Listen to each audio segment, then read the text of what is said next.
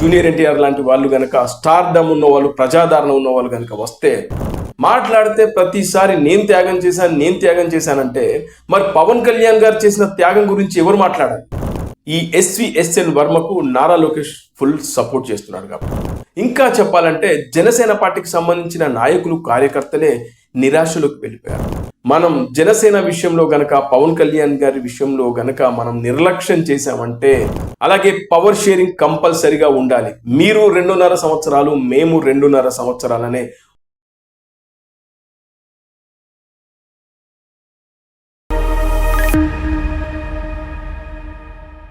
Hello friends, నేను రాజు.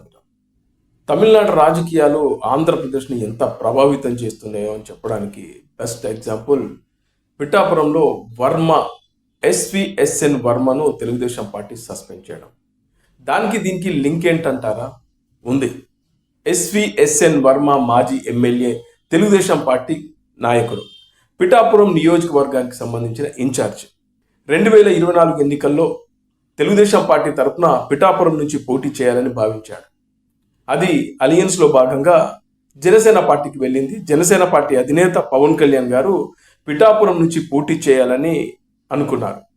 అందుకు వర్మను చంద్రబాబు నాయుడు గారు పిలిపించి మాట్లాడారు. ఇక్కడి నుంచి పవన్ కళ్యాణ్ గారు పోటీ చేయబోతున్నారు, నువ్వు తప్పుకో అన్నారు. ఆ తర్వాత ఆయన చేసిన హంగామా, తతంగం అంతా ఇంత కాదు. ఫైనల్గా అక్కడి నుంచి పవన్ కళ్యాణ్ గారు పోటీ చేశారు, గెలిచారు. ఇక గెలిచిన మొదటి నుంచి నేటి వరకు కూడా ఆయన మాట్లాడేది ఒక్కటే, పవన్ కళ్యాణ్ కోసం నేను త్యాగం చేశాను, పవన్ కళ్యాణ్ను నేను గెలిపించుకున్నాను. పిఠాపురంలో పవన్ కళ్యాణ్ కోసం ఎస్విఎస్ఎన్ వర్మ త్యాగం చేశాడు, నిజమే, ఒప్పుకుందాం. కానీ 154 నియోజకవర్గాల్లో జనసేన పార్టీకి సంబంధించినటువంటి నాయకులు, ఇన్ఛార్జీలు, నియోజకవర్గాల ఇన్ఛార్జీలు త్యాగాలు చేశారుగా. ఇంకా చెప్పాలంటే పవన్ కళ్యాణ్ గారు చంద్రబాబు నాయుడు గారి కోసం తన రాజకీయ జీవితాన్నే ఫనంగా పెట్టాడు. మరి దీన్నేమంటారు? మాట్లాడితే ప్రతిసారి నేను త్యాగం చేశానంటే మరి పవన్ కళ్యాణ్ గారు చేసిన త్యాగం గురించి ఎవరు మాట్లాడాలి? అందుకే జనసేన పార్టీకి సంబంధించినటువంటి నాయకులు, కార్యకర్తలు పదే పదే చెప్పేది ఒకటే, త్యాగాలు మీరు మాత్రమే చేయలేదు, మేము అంతకన్నా పెద్ద త్యాగాలు చేశామని చెప్పి చెప్తున్నారు. ఇవాళ జనసేన పార్టీ 21 స్థానాలు గెలుచుకుంది, 2 ఎంపీ స్థానాలు గెలుచుకుంది. ఓకే, అది అలయన్స్లో భాగంగా జనసేన పార్టీ గెలుచుకుంది. కానీ 2024 టైంలో జనసేన పార్టీ ఒంటరిగా పోటీ చేసినా కూడా 100% గెలిచేది, దానిలో డౌట్ ఎక్కర్లేదు.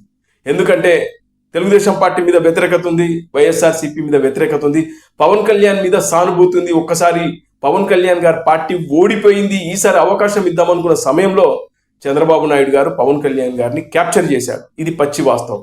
సరే, జరిగిపోయింది, ఏదో జరిగిపోయింది.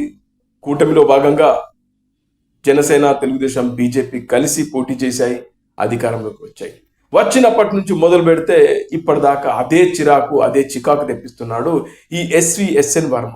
చిన్న చిన్న విషయాలకు రాద్ధాంతరం చేస్తూ ఫ్లెక్సీలో ఫోటో లేదనో, లేదా నాకు పిలిచి బొట్టు పెట్టలేదనో, లేదంటే నాకు కుర్చీ వేయలేదనో, ఇలా రకరకాలుగా జనసేన పార్టీకి సంబంధించినటువంటి నాయకులకు చిరాకు తెప్పించాడు ఈ ఎస్విఎస్ఎన్ వర్మ.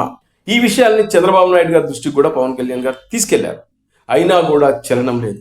ఎందుకంటే ఈ ఎస్విఎస్ఎన్ వర్మకు నారా లోకేష్ ఫుల్ సపోర్ట్ చేస్తున్నాడు కాబట్టి. ఇక పవన్ కళ్యాణ్ గారు ఓపిక పట్టారు. కానీ రైట్ టైం వచ్చింది, అదే తమిళనాడు ఎన్నికలు. తమిళనాడు ఎన్నికల్లో కొత్తగా వచ్చిన పార్టీ టీవీకే. ఈ పార్టీ ఎంతటి అద్భుతాలను క్రియేట్ చేసిందో మనందరికీ తెలుసు. అక్కడ విజయ్ గెలవడంతో ఇక్కడ పవన్ కళ్యాణ్ గారిని ట్రోల్ చేయడం మొదలుపెట్టాడు. ఇంకా చెప్పాలంటే జనసేన పార్టీకి సంబంధించిన నాయకులు, కార్యకర్తలే నిరాశలోకి వెళ్ళిపోయారు. కొత్తగా తమిళనాడులో పార్టీ పెట్టిన విజయ్ అక్కడ మొదటి ఎన్నికల్లోనే ముఖ్యమంత్రిగా ఆయన రేపో మాపో ప్రమాణ స్వీకారం చేయబోతున్నాడు. అఖండమైనటువంటి విజయాన్ని సాధించాడు.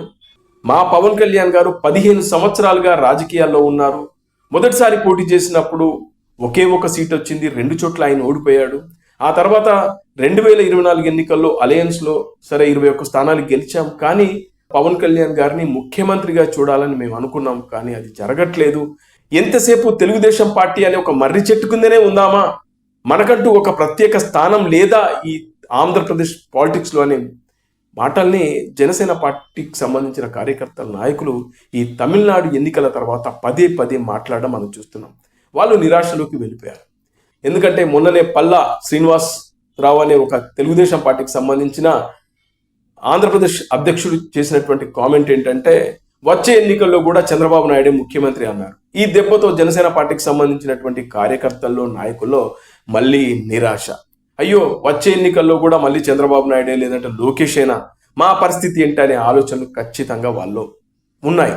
అందుకే అక్కడ తమిళనాడులో విజయ్ గెలవగానే, అయ్యో మా పవన్ కళ్యాణ్ గారు ఇన్ని సంవత్సరాల నుంచి కష్టపడుతున్నారు, దాన ధర్మాలు చేస్తా ఉన్నాడు, ఇంత చేసినా కూడా పవన్ కళ్యాణ్ గారు ఇంకా ముఖ్యమంత్రి కాలేకపోతున్నారన్న ఆవేదన వాళ్ళలో బలంగా ఉంది. అది గమనించినటువంటి చంద్రబాబు నాయుడు గారు, అంటే సోషల్ మీడియాలో విపరీతంగా ట్రోల్ అవుతుంది. అదేవిధంగా జనసేన పార్టీకి సంబంధించిన కార్యకర్తలు, నాయకులు, పవన్ని అభిమానించే వాళ్ళు సోషల్ మీడియాలో పోస్టులు పెడుతున్నారు, మా పవన్కి ఎప్పుడు ఇలాంటి అవకాశం వస్తుంది అని చెప్పేసి.